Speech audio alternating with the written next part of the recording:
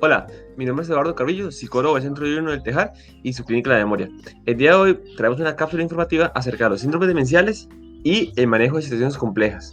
A petición de las personas que nos lo pidieron, es un tema sumamente interesante, un tema sumamente complejo y un tema que tenemos que trabajarlo, que tendremos algunos consejos, algunas estrategias hoy para trabajar de manera muy generalizada con personas que viven con algún síndrome demencial.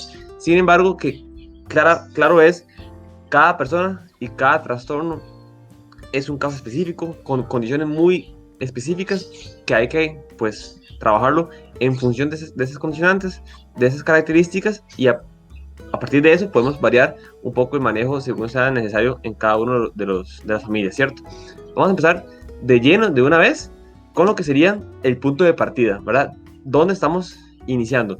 Antes de entrar en detalles que va a generar o que va a afianzar la charla, es importante hacer énfasis en que esta cápsula informativa parte del hecho de que conocemos a profundidad, o al menos conocemos un poco acerca de lo que son los síntomas demenciales. Yo voy a darles una idea muy general, sin embargo, probablemente requerimos un poco más de detalles sobre los síntomas demenciales para entender cómo es que se dan esas sintomatologías que vamos a estar trabajando y que vamos a estar dando pues, algunos tips o consejos para poder abordarlos en casa.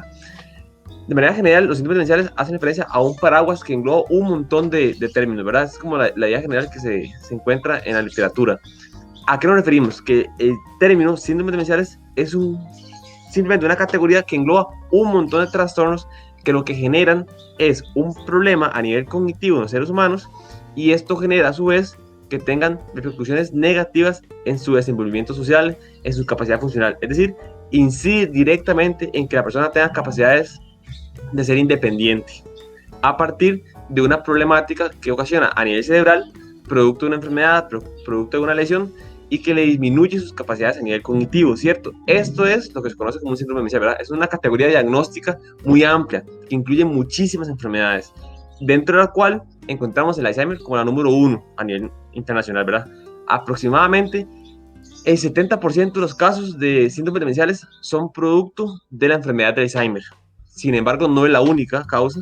Podemos encontrar síndromes demenciales a partir de enfermedad de cuerpo de Lewy, a partir de demencia asociada al Parkinson, a partir de demencia frontotemporal, por ejemplo. Entonces, esto puede variar y cada caso, cada característica de esta enfermedad pueden variar la sintomatología y por ende los consejos que vamos a dar a continuación, ¿verdad? Podrían estar siendo modificados.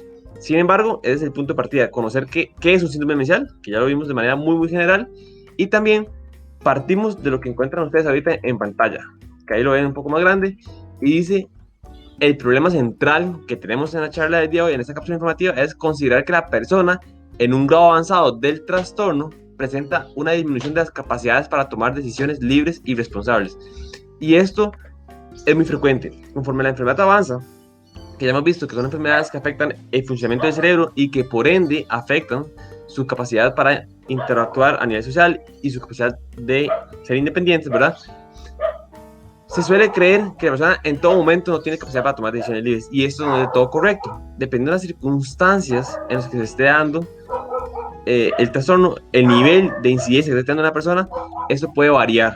En unos casos puede ser mayor el nivel de dificultad que va a tener para tomar decisiones, y en otros casos va a ser menor, y va a variar también del trastorno que esté enfrentando la persona. Más allá de esto, es cierto que conforme avanza la enfermedad, cada vez el deterioro es mayor y esto dificulta que esa persona pueda tomar decisiones por sí solo. Sin embargo, la familia o los cuidadores son los encargados de tomar decisiones de una manera indirecta, siempre pensando en el bienestar de esta persona y en lo que esta persona hubiera deseado si tuviera las capacidades en este momento o las condiciones para tomar esta decisión. Ese es el punto de partida, y a partir de aquí vamos a generar lo que sería la charla o la cápsula informativa. Empezamos. Es importante reflexionar un poco acerca de las condiciones que están sucediendo en nuestro hogar. La cápsula informativa va orientada al manejo de las situaciones que surgen a partir de las dificultades que genera la enfermedad, ¿verdad? Eso suele encontrar diferentes sintomatologías, y usualmente son sintomatologías a las cuales no estamos acostumbrados, ¿cierto? Y que las familias tienen muchas dificultades para poder abordarlas y trabajarlas de manera asertiva, ¿verdad? De una manera adecuada para disminuir los niveles de carga que generan los cuidadores y para no afectar directamente la calidad de vida y las condiciones en las que se desenvuelve la persona que vive con un síndrome demencial. Entonces, tenemos que reflexionar en torno a 3 criterios muy oportunos. El primero es, ¿cuál será la razón por la cual la persona está haciendo lo que hace, ¿verdad? Más allá de actuar de manera directa, de manera espontánea, inclusive involuntaria, hay que reflexionar en torno a esta idea de por qué mi papá, mi mamá, mi tío, la persona que yo cuido, está actuando de esta manera, ¿verdad? ¿Por qué hace lo que hace? En segunda instancia, reconocer en qué etapa se encuentra esa persona, y eso es importantísimo.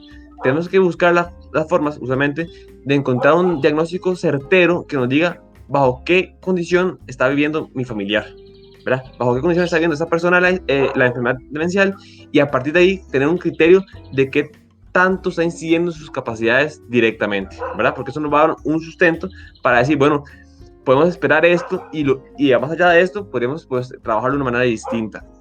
Y en tercer lugar, también recordar cuál es la biografía de esa persona, cuáles son los gustos, los intereses, la historia de vida de este individuo que tengo yo enfrente, que está actuando de una manera específica por algunas circunstancias, ya sea por las zonas ambientales, por las zonas de la enfermedad, ¿verdad?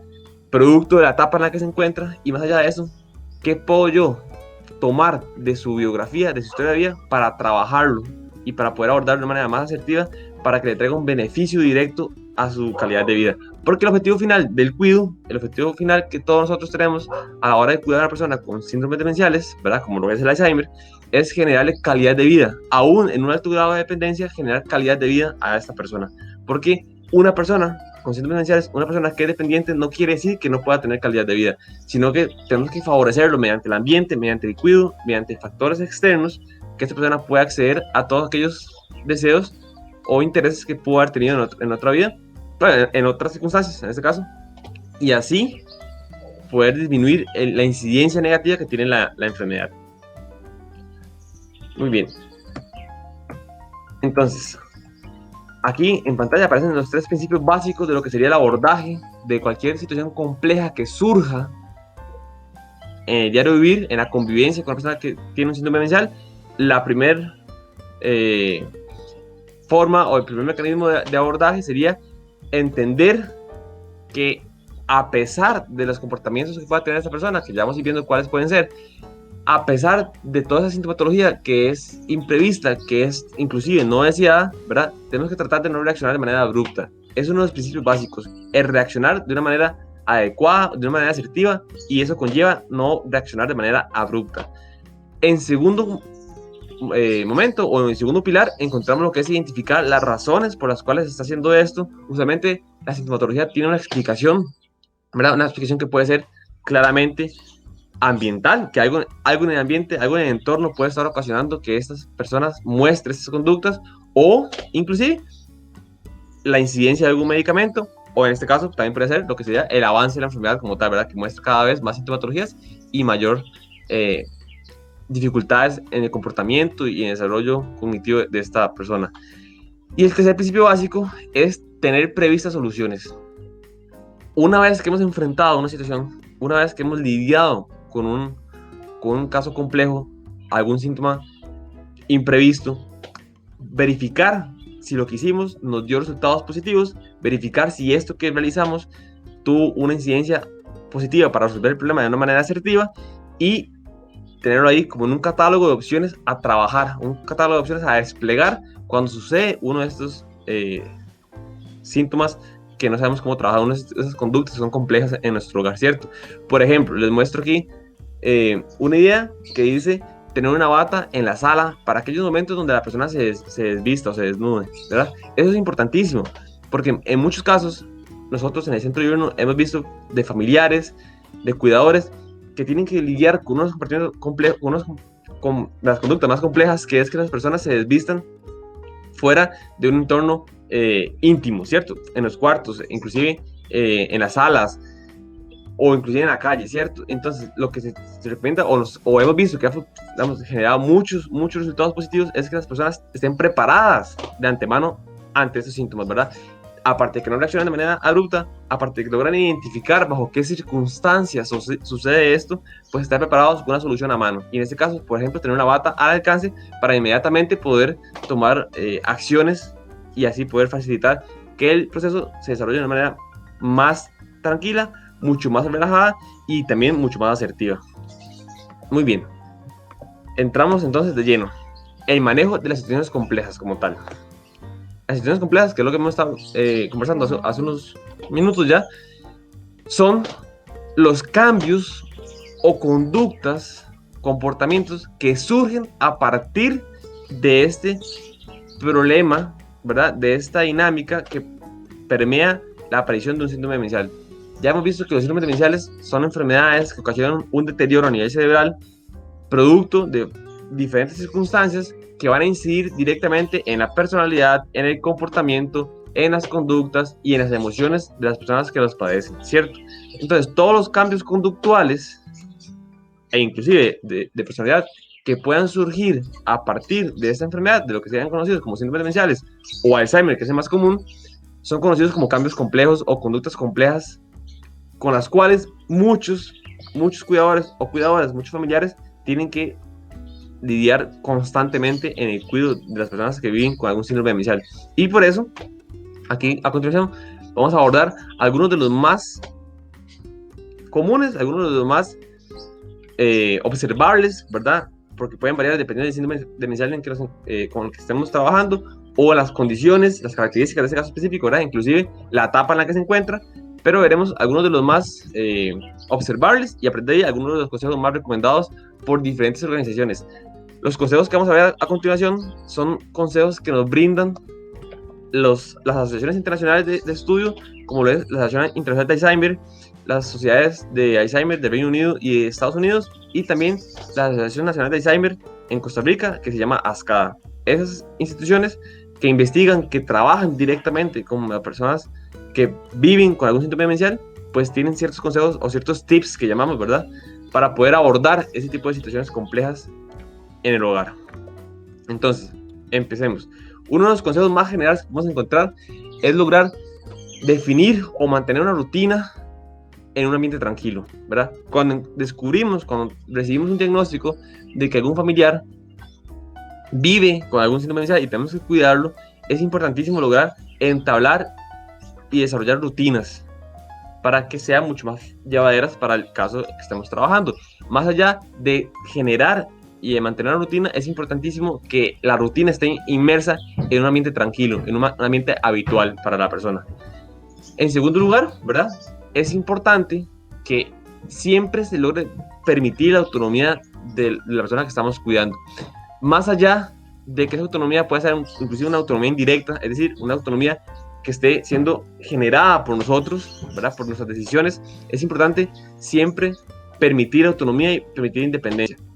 Reconocer las capacidades que tiene esa persona aún preservadas y a partir de ahí darle independencia, porque muchas veces la sobreprotección, la reducción de funciones, el acaparamiento de su entorno para reducir esa autonomía en vías de cuidar su salud va a ocasionar que el deterioro pueda presentarse más acelerado o inclusive más extenso de lo que se puede haber previsto al generar autonomía o libertades en su autonomía en el medio en que se desenvuelve la persona, ¿cierto? En tercer lugar, es importantísimo respetar la dignidad de esa persona, ¿verdad? Y en caso de requerir generar una autonomía indirecta, ejercer la voluntad según la historia de vida. Por eso es importantísimo conocer la biografía, conocer la historia de esta persona con la que estamos trabajando, porque más allá de que la persona no pueda tomar decisiones por sí sola, nosotros podemos tomar decisiones en función de lo que esa persona hubiera deseado, ¿cierto? Y aquí un caso muy sencillo. En un país como el nuestro, donde somos sumamente futboleros, la gran mayoría, encontramos personas que han sido sapricistas toda la vida o liguistas toda la vida. Y yo, por eso, sapricista. Pero si mi papá o mi hermano o mi mamá tienen algún síndrome demencial y ellos eran liguistas, por ejemplo, yo no voy a vestirlos a mi interés, voy a vestirlos al interés que ellos tuvieron en etapas previas a la enfermedad, ¿cierto? En etapas donde ellos hubieran tomado la decisión y difícilmente se hubieran puesto la camisa de Saprissa, sino, por el contrario, la camisa de la liga, ¿cierto? Esto es ejercer una autonomía de manera indirecta, es respetar la dignidad de esta persona y es uno de los consejos generales a la hora de trabajar lo que son las conductas complejas en personas que padecen de algún síndrome demencial, ¿verdad? En cuarto lugar, o uno de los cuartos consejos que podemos encontrar es la simplificación de tareas. En esta iniciativa de permitir autonomía, en esta iniciativa de reconocer que en función del estado en que se encuentra la persona va a tener un grado mayor o menor de deterioro, podemos simplificar las tareas para que esa persona pueda desenvolverse aún de manera autónoma, ¿verdad? Difícilmente vamos a brindar funciones o brindar ambientes que requieran mucha funcionalidad, muchas tareas asociadas, unas a otras, encadenadas, ¿verdad? Si la persona tiene un grado de deterioro muy alto, pero podemos simplificarlas al máximo para que esa persona pueda realizar X o N actividad de una manera adecuada a sus condiciones, a sus características, y así permitirle autonomía, así permitirle independencia y así permitirle funcionalidad, actividad en su vida, que es una de las cosas más importantes para permear la ralentización de estas enfermedades o de estos síndromes demenciales. En quinto lugar, encontramos entre los consejos que nos dan esas organizaciones que hemos hablado anteriormente, es evitar las discusiones. Eso es importantísimo. Evitar discusiones es uno de los pilares fundamentales para permitir que el abordaje sea bastante asertivo. Y por último, y esto está muy relacionado no solamente al abordaje de conductas complejas en síndromes demenciales, sino también en la comunicación asertiva, y es no tomar los asuntos de manera personal. Si la persona que tengo enfrente, que yo estoy cuidando, tiene conductas, comportamientos que son bastante disruptivos, que son bastante difíciles para mí de abordar, no tomarme que la persona está haciendo esto de una manera personal, no lo hace por mí, no lo hace para molestarme, como muchas veces se llega a creer, sino que lo hace porque hay una enfermedad de fondo que está ocasionando que su funcionamiento cognitivo, su capacidad funcional y de socialización sea diferente a la que estamos acostumbrados. Y eso es importantísimo, porque en el momento en que logramos entender que la persona no actúa de esa manera, para molestarnos, sino que actúa de esa manera porque hay algo, en este caso, una enfermedad que está ocasionándole esas condiciones, pues el abordaje y la interpretación que hacemos de esa situación va a ser muy diferente y nuestra respuesta a esa situación también va a ser muy distinta. Ok, vamos a entrar con algunos de los comportamientos complejos más usuales que encontramos en temas de síndrome demencial, ¿verdad? Por ejemplo, uno de esos es el comportamiento repetitivo, donde las personas nos conversan o nos hablan de algo siempre, de lo mismo, constantemente, muchas veces de manera reiterativa, ¿cierto? Eso suele suceder. Creo que probablemente muchas personas que nos están escuchando van a tener eso en cuenta, van a decir, bueno, sí, eso me pasa con mi papá, con mi mamá, con mi hermano, con la persona que yo cuido. Eso es usual, y algunos de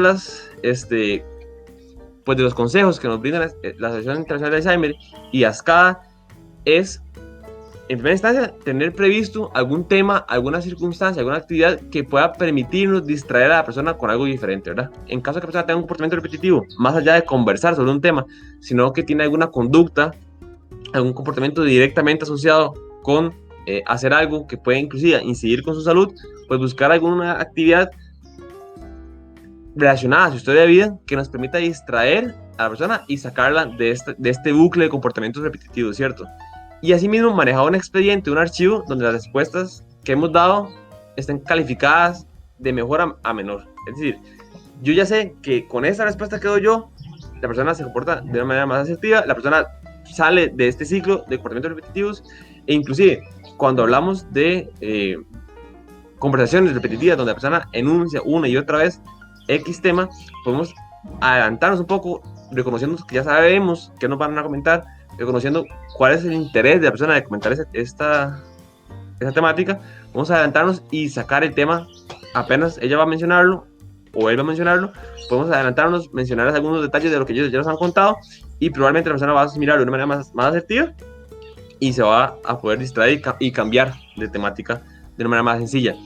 A pesar de todo esto, si el comportamiento repetido se repite o se mantiene, recordemos no tomarlo de manera personal, no es para molestarnos, y en segundo lugar, recordar ser o comportarnos de una manera muy asertiva, no reaccionar de manera abrupta, no molestarnos porque nos han contado la historia más de una vez o porque han hecho la misma conducta más de una vez, sino que recordar que viene producto de una enfermedad que está ocasionando este deterioro y esta funcionalidad en el individuo. Muy bien, otro de los comportamientos que están asociados más comúnmente con enfermedades de síndrome demenciales es la pérdida de objetos y acusaciones de robo.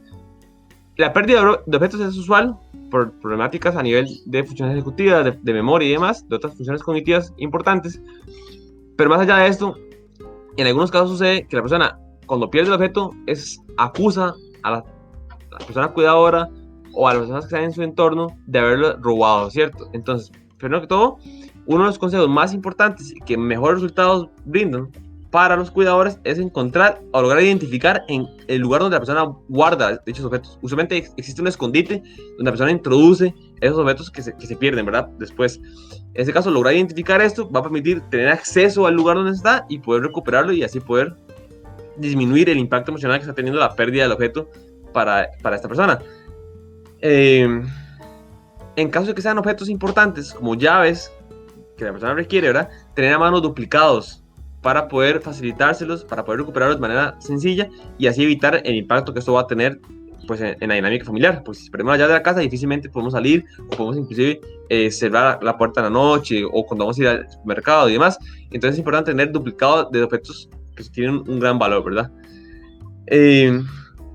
Si no hemos logrado identificar en qué lugar se encuentra el escondite, también podemos buscar en zonas a las cuales no estamos acostumbrados encontrar dichos objetos guardados. ¿Por qué? Porque cuando eso sucede, usualmente la persona los deposita en un lugar que no tiene mucha coherencia con el lugar donde iban colocados dichos objetos, ¿verdad? Porque si tenemos un lugar donde van las llaves y no están ahí, pues literalmente tienen que estar en otro lugar. Entonces podemos buscarlos en basureros, en las refrigeradoras, en gavetas poco comunes, ¿verdad? Que tenga acceso la persona, y ahí podríamos encontrarlos. Detrás de algunos muebles inclusive se pueden encontrar.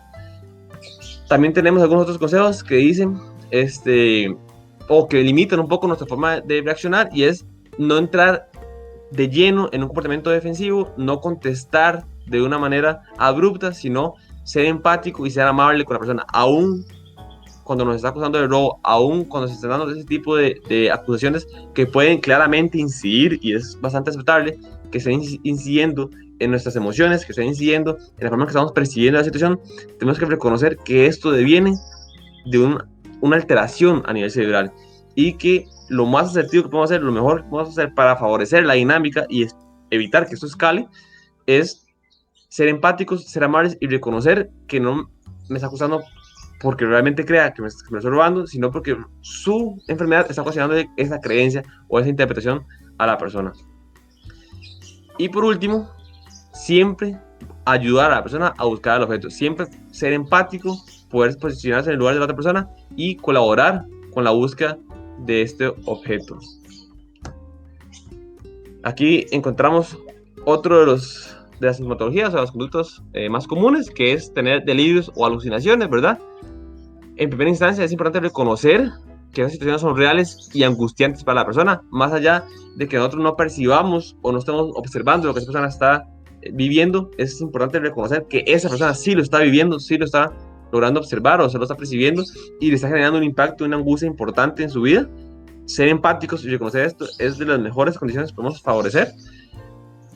No discutir sobre la existencia de las alucinaciones, por ejemplo, ¿verdad? No entrar en un conflicto, en una discusión para tratar de validar que no existe ningún objeto que no está ahí, ningún niño, ninguna persona, ¿verdad? Porque es importante reconocer que la persona sí lo está viviendo de esa manera.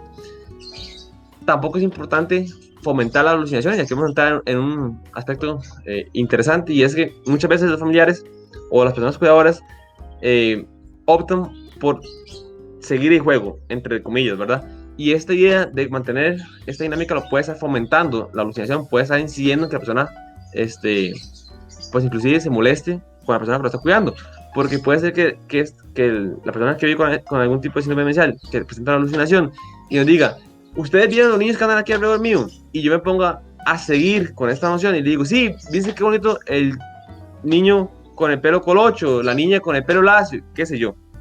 Eso puede incidir que mi comentario no corresponda con lo que la persona está realmente observando y se moleste porque cree que lo estoy vacilando o que me estoy burlando del comentario de él, ¿cierto? Entonces es importante reconocer que eso sucede realmente en condiciones donde la persona lo está viviendo sin tener que fomentar que eso suceda y mucho menos contradecirlo, ¿cierto? Simplemente validarlo.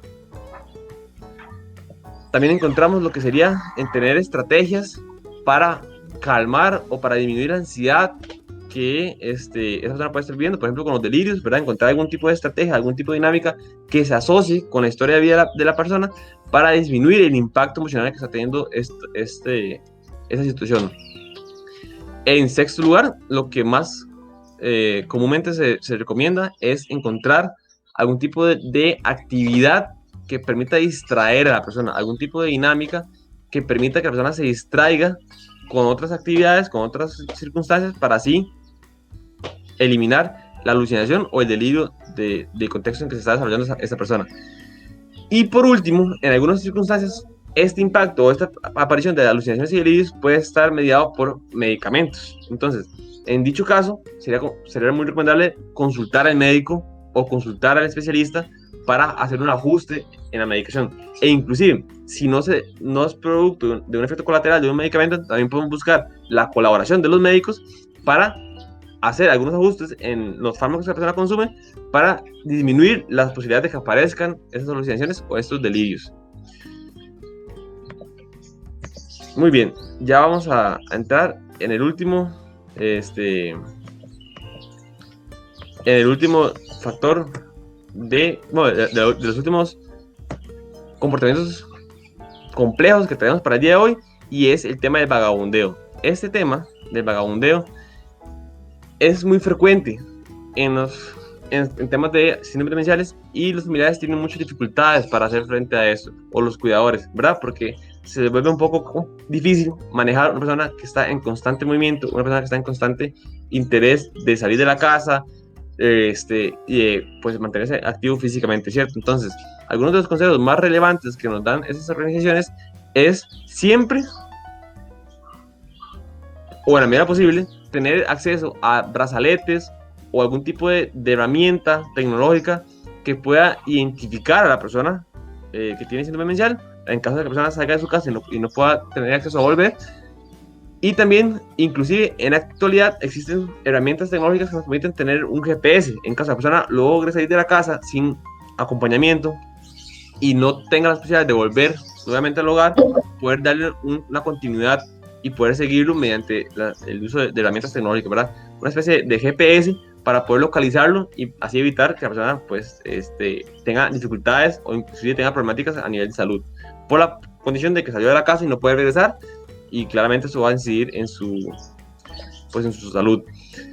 En segundo lugar, es el consejo de ajustar el ambiente para que la persona tenga que requerir la colaboración de sus miembros del hogar, de su entorno de cuidado, en este caso del cuidador de la familia, para poder salir de la casa. Es decir, que el ambiente esté de tal manera desarrollado para que esa persona, para poder salir de la casa, requiera que una persona lo acompañe, ¿verdad? Y de esa manera siempre vamos a tener certeza que la persona, cuando desea salir de la casa, podemos salir con él, no negarle de esta opción, porque eso no es la idea para evitar el vagabundeo, sino es acompañarlo cuando la persona quiere salir del hogar, cuando quiere ir al súper, cuando quiere ir a caminar, es darle compañía, para así evitar que esa persona salga sola y tenga después el problema de no poder regresar. Entonces el ambiente tiene que condicionar a que eso suceda, condicionar a que la persona ocupe o requiera pedir ayuda o pedir colaboración de alguien más para poder salir del hogar, para así tener certeza de que nunca podría salir pues solo, ¿cierto? Y por último encontramos el consejo de lograr identificar zonas o espacios en los alrededores de la casa que sean aptas para generar esta activación física, ¿cierto? Identificar un parque, identificar una cuadra, un bulevar donde podemos salir del hogar disminuyendo los riesgos que eso conlleva, ¿verdad? Y así poder facilitarle esta libertad y esta autonomía a esta persona que padece de algún tipo de síndrome demencial. Eso, en términos generales, son algunos de los comportamientos más complejos que hay con el tema de síndromes demenciales. Toda la información que les hemos mencionado el día de hoy viene de esas referencias, ¿verdad? Viene de las asociaciones de Alzheimer a nivel internacional, de ASCA a nivel nacional, y algunos artículos científicos que se han publicado en los últimos años sobre el manejo de ese tipo de comportamientos. Más allá de esto, también nos gustaría comentarles que pueden unirse en nuestras redes sociales de 101deltejar.org en la página web, o el 101 del Tejar en Facebook, y encontrar material educativo en torno a lo que son los síndromes demenciales y el abordaje de otros muchos comportamientos importantes en el cuidado de personas con algún tipo de síndrome demencial, el más común, ya sabemos, Alzheimer, y también mucho material para poder encontrar actividades, encontrar videos y para poder sensibilizarnos con esta población que muchas veces, por desconocimiento y por falta de comprensión de lo que está sucediendo, reaccionamos de una manera no asertiva, y eso va a incidir pues negativamente en el abordaje de esos síndromes demenciales, de los comportamientos, y por ende va a afectar claramente la calidad de vida de esas personas.